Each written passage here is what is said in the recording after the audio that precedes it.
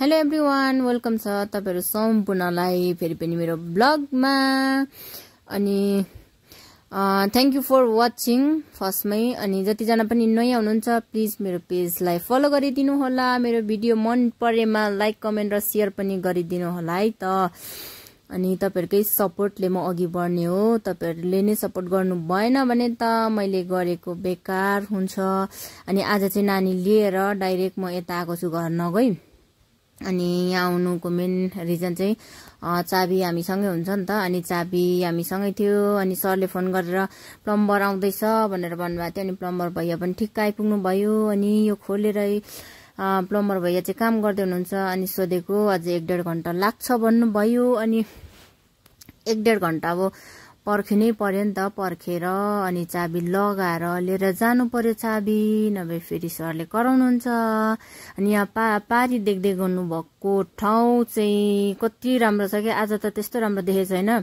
अनि आजको वेदर पनि यस्तो छ, धुम्म खालको घाम पनि लागेको छैन। अनि हाम्रोमा चाहिँ अस्तिदेखिको पानी परेको नि त। अस्तिको रातदेखिको परेको, हिजो पनि दिनभरि पर्यो।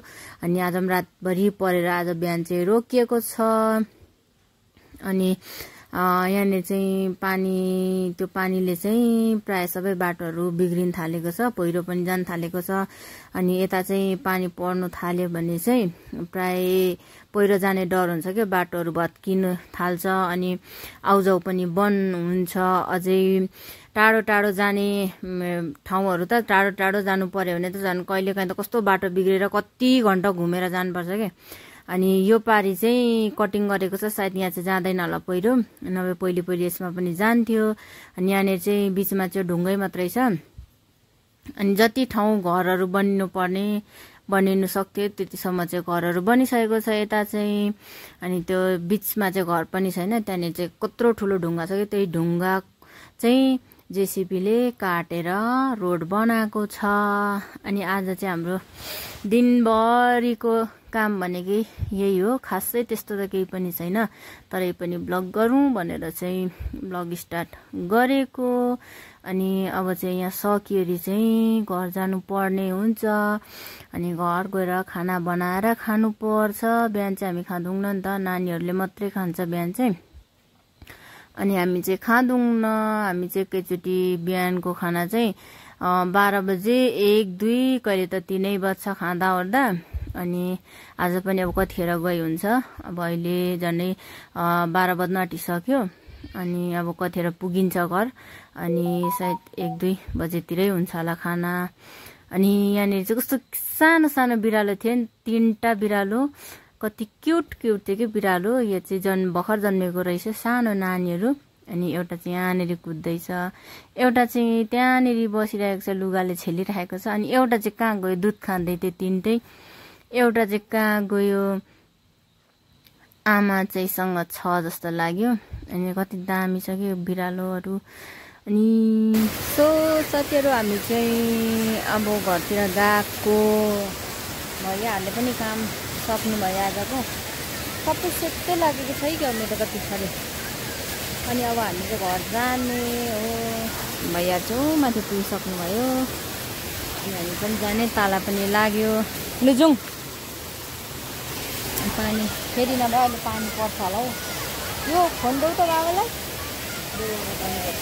अन्त जाने हो। पानी पर्ला जस्तो छ है, उता त हो। आज पानी पर्ला जस्तो छ, छिटो छिटो घर जानुपर्ने हुन्छ। त्यो भनेर हामी चाहिँ जान्छौँ अब घर, है बहिनी? होइन, उसको पाइप फुटेछ, त्यो सिँढी चढ्नु पर्छ।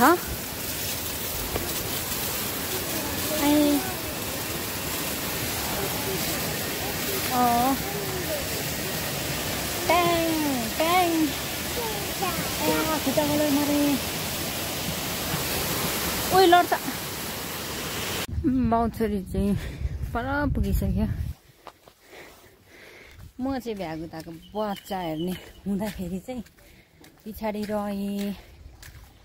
ओले के खेलाउँदैछ? के खेलाएको?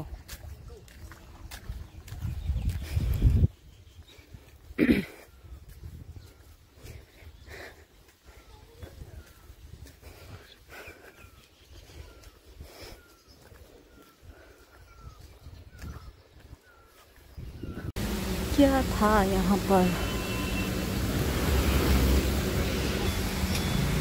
आज यस्तो दिन भएको छ अनि हामी चाहिँ घर आएर पनि खाना खाएर पनि अनि म चाहिँ नानी लिनु जाँदैछु। फेरि अर्को नानी ऊ चाहिँ ट्युसन पढ्दा ओर्दा 5 बज्छ अनि 5 बज्नु 5 मिनट बाँकी छ। अन्त म चाहिँ उसलाई लिनु जाँदैछु। अनि दिन चाहिँ कस्तो छ कि ड्याममै धुम्मिरहेको छ। दिन चाहिँ पानी नै पर्ला जस्तो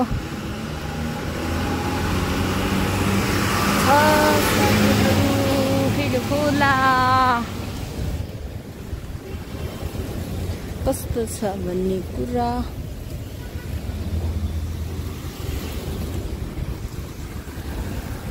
कहाँ लुगा उडाएको हो मेरो चाहिँ। क्या हेर्नु होला। आज चाहिँ सबै बेलुका पनि कस्तो ढुस्से लागिरहेको छ कि ड्याम डुम नभए त्यो पारी सबै देख्थ्यो।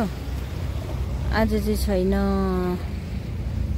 सबै ड्याम डुम भइरहेको छ। अनि दिनै कस्तो खालको। स्कुल पनि आइपुगे। एक दुईजनाले नुहाउनु भएको रहेछ। मेरो नानी पनि निस्किन्छ। हामी चाहिँ स्कुलबाट पनि फर्किसक्यौँ नानीलाई लिएर उसको ट्युसन। अनि उसको चाहिँ आज ट्युसनको लन्च खानु पाएन अरे। बट्टै फुकाल्नु सकेन रहेछ। लन्च बट्टै फुकाल्नु सकेन रहेछ तातोले।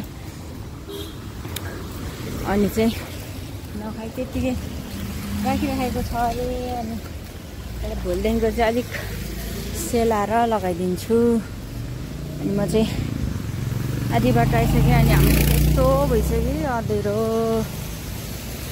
यो कति बेसी धुस्से लागेको हाम्रोतिर चाहिँ ढुस्से नै ढुस्से ढुस्से नै ढुस्से। यहीँको घर पनि राम्रोसँग देख्दैन ढुस्से लागेर। अन्त म चाहिँ नानी लिएर आउँदैछु। टक्कै 5 साढे 5 हुन आँट्यो। घर पनि आइपुग्न आँटिसक्यौँ हामी चाहिँ। अनि हाम्रो चाहिँ काम छैन, 2 जनै नानी लिनु गइराखेको हुन्छौँ। अनि प्रायः अहिले काम छैन नि त, त्यो भनेर 2 जनै जता पनि। पानी पो पर्न आँट्यो जस्तो छ। पानी पर्न थाल्यो है। अनि पानी चाहिँ परिहाल्नु पर्ने। हामी कमसेकम घर त पुगौँ छैन, पानी परिहाल्छ। बाटो पनि यस्तो देखिन्छ। OMG।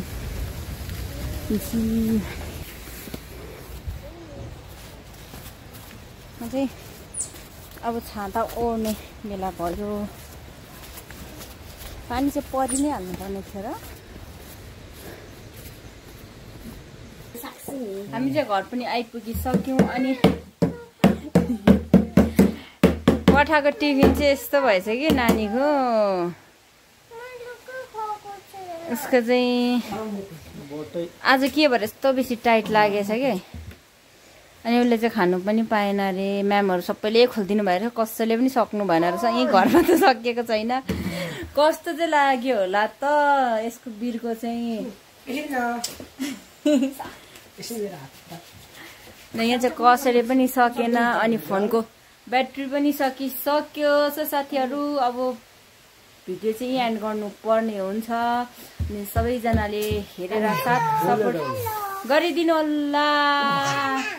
अनि यहाँ मेरो सानो बेबीले पनि साथ सपोर्ट गरिदिनु होला। सानो बेबीलाई पनि बाई बाई साथीहरू।